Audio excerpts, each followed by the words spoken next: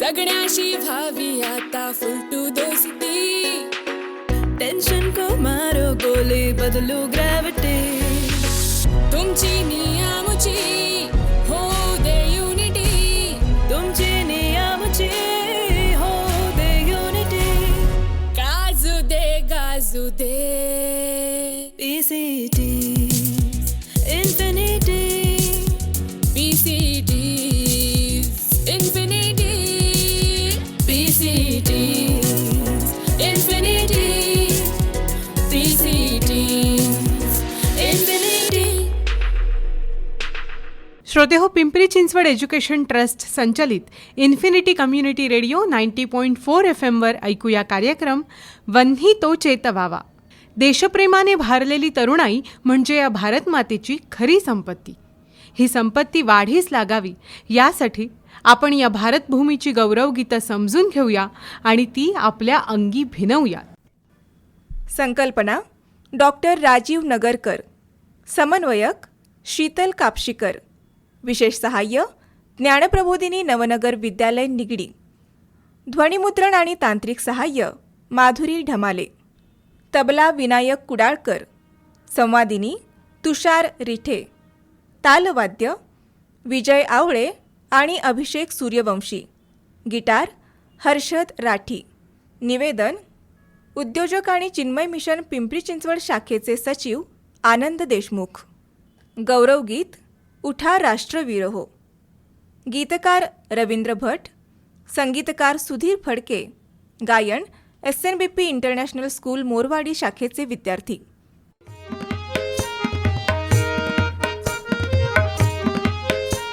वन्ही तो चेतवावा, वन्ही तो चेतवावा.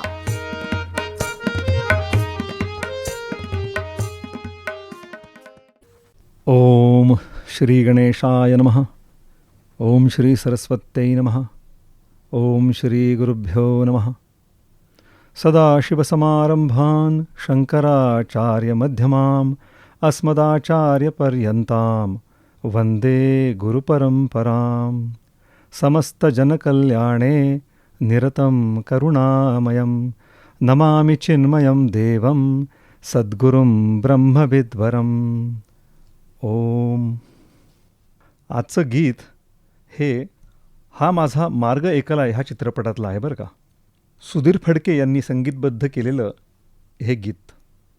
हिंदी चिनी भाई भाई म्हणत हिंदुस्थानाच्या भारताच्या पाठीत खंजीर मारणाऱ्या चीनबरोबरचे दुर्दैवी युद्ध 1962 साली झाले. त्याच पार्श्वभूमीवर महाराष्ट्राच्या मातीत हे स्फुरणगीत रवींद्र भटांच्या लेखणीतून साकारले. आपल्या जवानांच्या शौर्याबद्दल, त्यांच्या हृदयात असलेल्या देशप्रेमाबद्दल, आदर्शाबद्दल आणि इतिहासातल्या पूर्वजांच्या भगीरथ कर्तृत्वाबद्दलची आठवण नसानसात फुंकणारं हे गीत आज आपण ऐकणार आहोत. उठा राष्ट्रवीर हो, सज्ज व्हा उठा चला, सशस्त्र व्हा उठा चला, उठा राष्ट्रवीर हो. हा टाहो, ही हाक कोण बरं देतोय? हा एक सेनापती, योद्धा आहे, अधिपती आहे, जो सज्ज झालेला आहे, सशस्त्र तयार आहे, जागा आहे, वीर आहे. आणि हे वीरत्व वैयक्तिक उन्नतीसाठी नसून राष्ट्र उन्नतीसाठी आहे. हा राष्ट्राचा वीर, म्हणूनच तो हाक पण राष्ट्रवीरांनाच देतोय. आणि हे राष्ट्रवीर आहेत तरी कसे? त्यांनी आदर्श कोणाला मानलं पाहिजे? त्यांच्या कर्तृत्वाच्या मुळाशी कुठले संस्कार असले पाहिजे? हे पुढील 3 कडव्यात आपण ऐकणार आहोत. कठोपनिषदातील 3ऱ्या अध्यायामधील 14वा श्लोक जणू ह्या गीताचे स्फूर्तिस्थान आहे. उत्तिष्ठत जाग्रत प्राप्य वरांनी बोधत, शूरस्या धारा निशिता दुरत्यया, दुर्गम पथस्तत कवयो वदंती. असं ऋषीमुनी म्हणतात. ऐऱ्या गैऱ्याचं कामच नाही हे, त्यासाठी वीरच हवा. श्रेष्ठ वर्णीय आदर्श व्यक्तींच्या संस्कारात वाढलेल्या, त्यांच्यापासून शिक्षित झालेला तोच मातृभूच्या प्रेमासाठी दुस्तर कठीण मार्ग पार करू शकतो. आपल्या भारतीय संस्कृतीचा मूळ आधार आहे ज्ञान. वेदशास्त्र, उपनिषद यांच्या आधारावर आपली संस्कृती उभी आहे. आणि म्हणूनच कितीही आक्रमणं झाली तरीही आपली संस्कृती टिकून आहे. हे गीतसुद्धा फक्त युद्धभूमीसाठी किंवा योद्ध्यांसाठी मर्यादित ठेवून चालणार नाही. सर्व स्तरांच्या व्यक्तींना सूक्ष्म बोध देऊन जाणारं हे गीत आहे. सर्वांना सशस्त्र होण्याचं आवाहन या गीता आहे. खरं तर प्रत्येकजण त्यांच्या जीवनाचा योद्धा आहे व त्या त्या परिस्थितीत त्याच्याकडे असलेले ज्ञान, त्याच्या हातात असलेली कला, त्याचे वक्तृत्व ही सर्व सामुग्री म्हणजे त्याचे शस्त्रच नाही का? ही सर्व शस्त्र सामुग्री अद्यावत असणं गरजेची. तरच प्राप्त परिस्थितीवर नियंत्रण ठेवता येतं व जीवन सुखावह होतं. प्राप्त परिस्थिती अनियंत्रित झाली की त्यालाच दुःख म्हणतात. पुन्हा ऐका बरं का. प्राप्त परिस्थिती अनियंत्रित झाली तर दुःख होतं. आपल्या संस्कृतीत देवी देवतांच्या हातात शस्त्र अस्त्र आपण बघितली आहेत.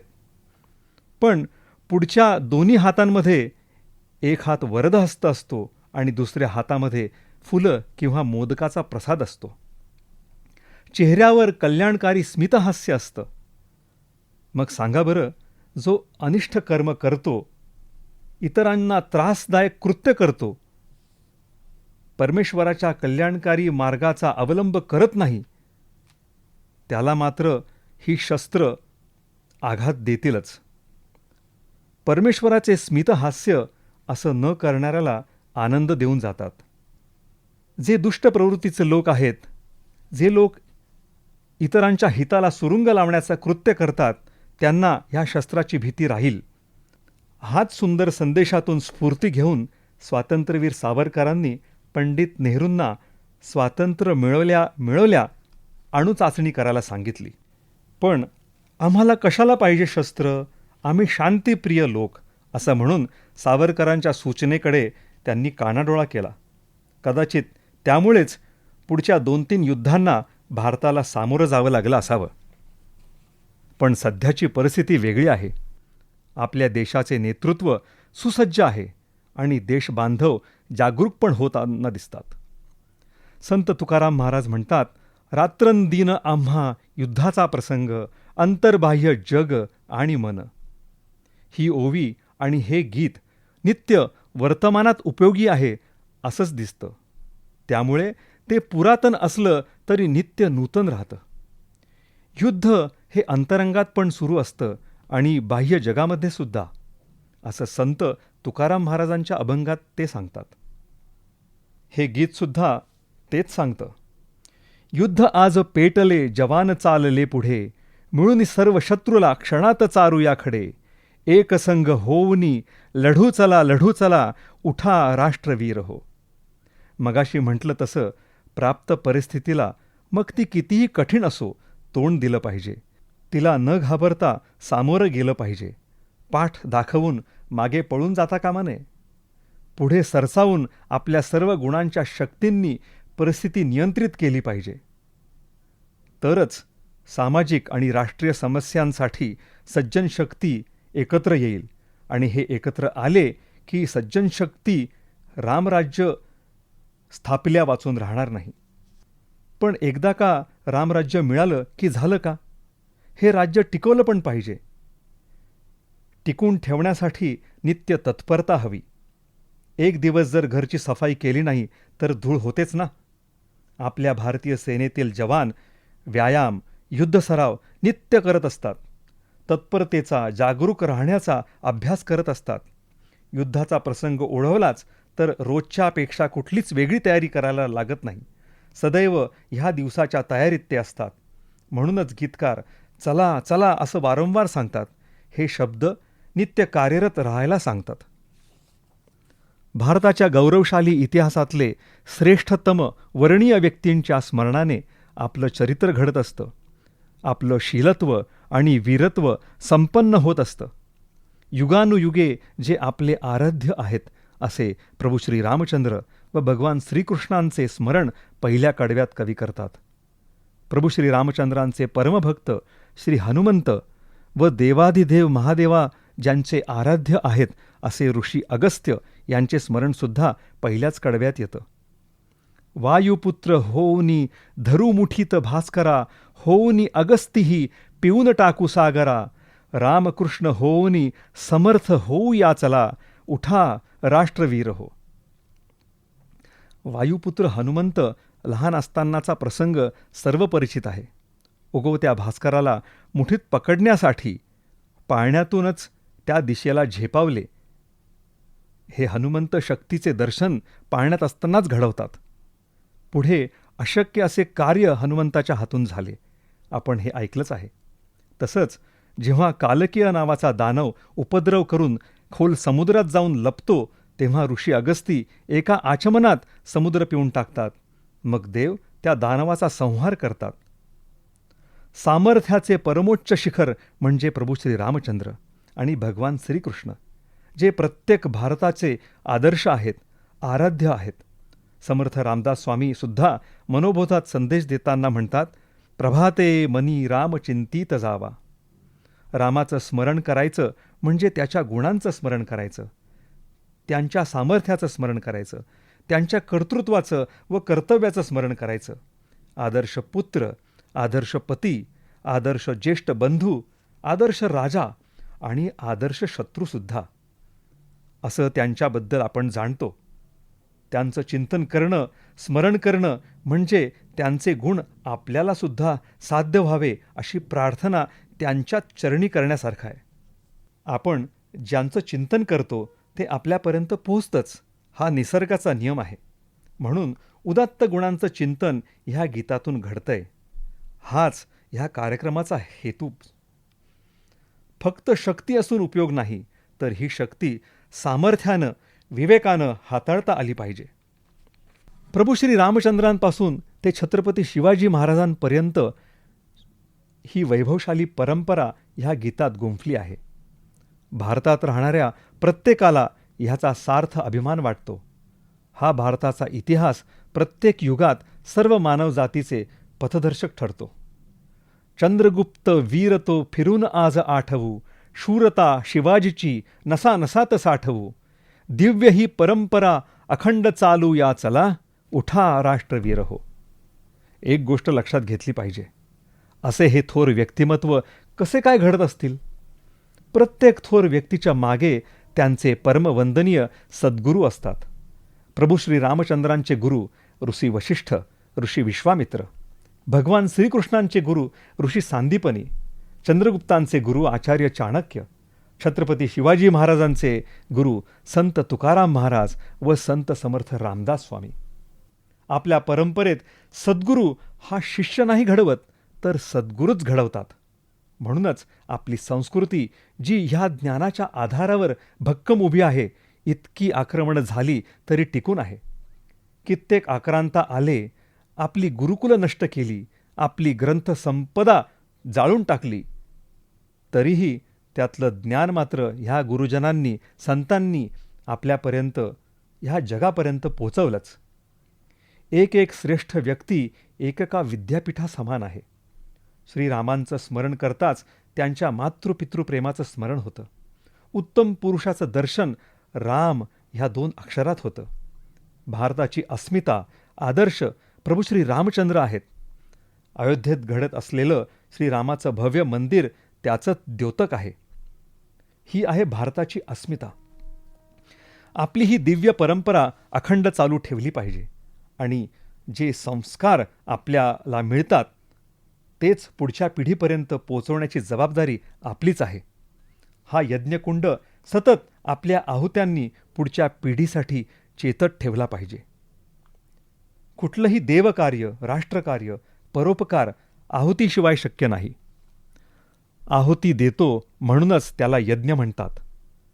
मग राष्ट्ररक्षणासाठी शत्रूच्या प्राणांची आहुती असो किंवा आप्तजनांच्या कल्याणासाठी आपल्या सुखाची आहुती असो, आपल्या परंपरेत यज्ञाला फार महत्त्व आहे. यज्ञ म्हणजे सर्वांनी एकत्रित येऊन एका उदात्त ध्येयासाठी आपल्या आपल्या परीनं केलेलं समर्पण कार्य. प्राचीन काळापासून यज्ञाची संकल्पना आपल्या आचार्यांनी, गुरुजनांनी, ऋषीमुनींनी मांडली आहे. काही लोक त्याचा विपर्यास करतात, पण त्याकडे दुर्लक्ष करूया. यज्ञाची संकल्पना समजून घेतली पाहिजे. निसर्ग चक्रात स्वहाच्या संगीतामध्ये नित्य यज्ञ सुरू असतो. सूर्य आपल्या किरणांची आहुती समुद्राच्या यज्ञकुंडात देतो. समुद्र आपल्या जलाची वाफ रूपात आहुती आकाशाच्या यज्ञकुंडात देतो आणि ढग निर्माण होतात. आकाशातली ढग आपल्यातले पाणी आहुती म्हणून पृथ्वीच्या यज्ञकुंडात देतात आणि ती आहुती स्वीकारून धरणीमाता तिच्या उदरात असलेली धनधान्य फळं फुलांची संपदा मानवासाठी मानवाला यज्ञकुंड करून समर्पित करते. पण इथे मानवाच्या ठिकाणी हे यज्ञचक्र थांबतं. आजचा मनुष्य हा यज्ञ प्रदूषण करून खंडित करतो. जलप्रदूषण, वायू प्रदूषण, धरणी मातेचे प्रदूषण, वृक्षांची कापणी करत निसर्गाचे सुंदर यज्ञचक्र खराब करतो. कुठे होतोय यज्ञ त्याच्याकडून? युद्धाच्या यज्ञकुंडात शत्रूच्या प्राणांची आहुती तर शौर्याने द्यायचीच, पण निसर्गाची रक्षा करणंसुद्धा युद्ध पातळीवर करणं गरजेचं आहे. आपल्या आळसाची, भूगर्भातल्या संपदेच्या हव्यासाची आहुती पण दिली पाहिजे. प्रदूषणाबरोबरच मुक्या प्राण्यांची हिंसा पण आपण थांबवली पाहिजे. नवनवीन रोगांचा प्रादुर्भाव हा मानवाच्या निसर्गामध्ये केलेल्या अडथळ्यामुळेच होत असतो. आपल्या मातृभूमीचे रक्षण प्रत्येक मानवाने केलं पाहिजे. माझी भारतमाता ही देवभूमी आहे. इथे सर्व पवित्र नद्यांचा वास आहे. उत्तुंग पर्वत रांगा आहेत. निसर्गाचा समतोल आहे. धरणी सुजलाम सुफलाम आहे. आपल्या आहुत्यांनी ह्या सर्व संपदेची वृद्धी आपण घडवून आणू आणि ह्या देवभूमीला आपण अजिंक्य ठेवू. यज्ञकुंड पेटले प्रचंड हे सभोवती, दुष्टशत्रू मारुनी तयात देहू आहुती. देवभूमी ही अजिंक्य दाखवू जगा चला, उठा उठा राष्ट्रवीर हो. धन्यवाद.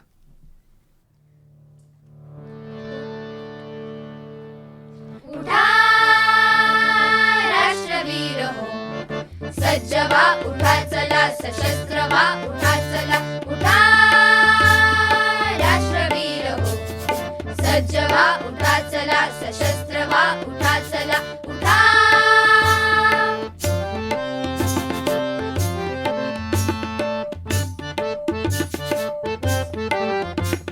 युद्ध आज पेटले, जवान चालले पुढे. युद्ध आज पेटले, जवान चालले पुढे. मिळून सर्व शत्रूला क्षणात चालूया खडे. मिळून सर्व शत्रूला क्षणात चालूया खडे. एक संघ होऊन लढू चला, लढू चला. उठा उठा चला चला. उठा राष्ट्रवीर हो, सज्ज व्हा उठा चला, सशस्त्र व्हा उठा चला. उठा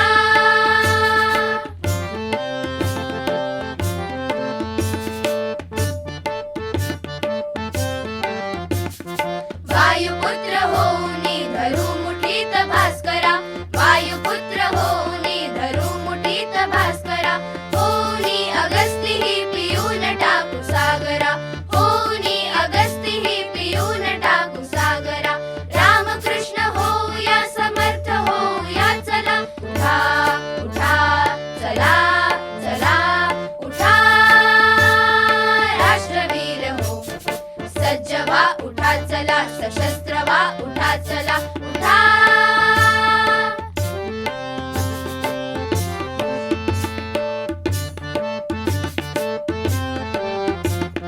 चंद्रगुप्त वीर तो फिरून आज आठवू. चंद्रगुप्त वीर तो फिरून आज आठवू. शूरता शिवाजीची नसान सात साठवू. शूरता शिवाजीची नसान सात साठवू. दिव्य ही परंपरा अखंड चालवू चला.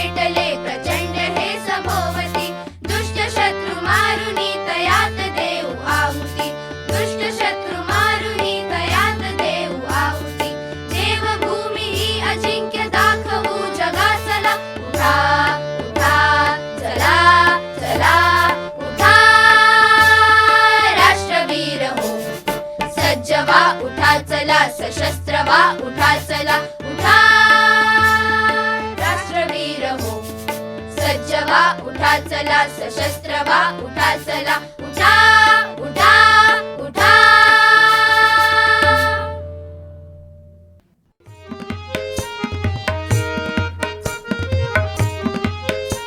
वन्ही तो चेतवावा वन्ही तो चेतवावा